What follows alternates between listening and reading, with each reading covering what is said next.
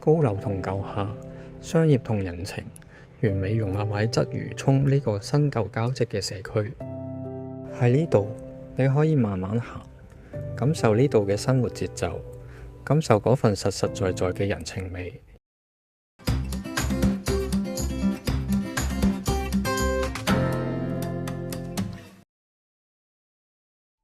今日就帶大家穿過呢啲充滿人情味嘅大街小巷，去探訪我哋樂康軒位於鰂魚涌嘅分店，發掘一下屬於呢區嘅樂康故事。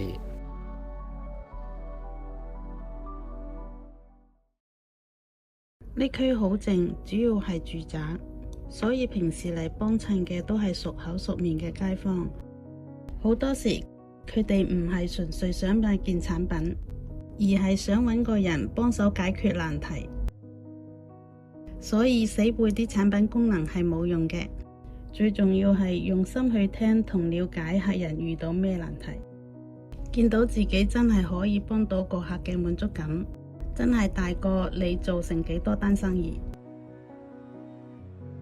我仲好記得有日下晝，有個熟客突然好急咁衝入嚟，個樣愁眉苦臉咁。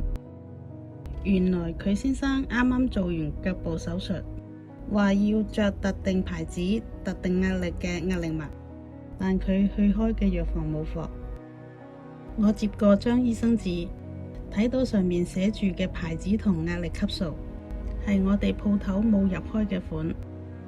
見到佢個樣越嚟越擔心，我即刻安慰佢。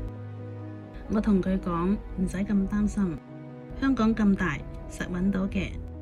我即刻開咗部電腦，上網睇下邊啲醫療用品專門店可能會有。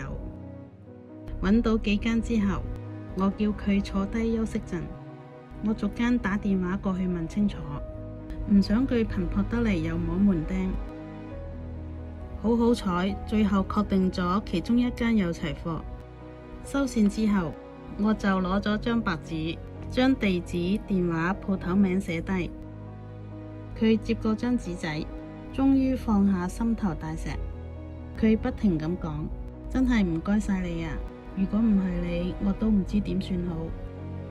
雖然最後單生意唔係我做，1蚊都冇賺到，但見到佢個樣安樂晒，我覺得自己做嘅嘢好有價值。不過我嘅工作未算完，我即刻將客人需要嗰款壓力襪嘅資料全部詳細記錄低，反映俾公司知有客人對呢款產品有實在需求。而家呢款壓力襪就喺我哋嘅貨架上面啦。其實賣嘢只係佔呢份工嘅一小部分，更多嘅時候，我哋希望用心去幫啲街坊。當見到佢哋因為咁而生活得方便啲、開心啲，呢份滿足感真係用幾多錢都買唔到㗎。喺樂康軒，每一位店員都用心聆聽你嘅需要，用專業解決你嘅難題。因為我哋相信真正嘅關懷比任何產品都更有價值。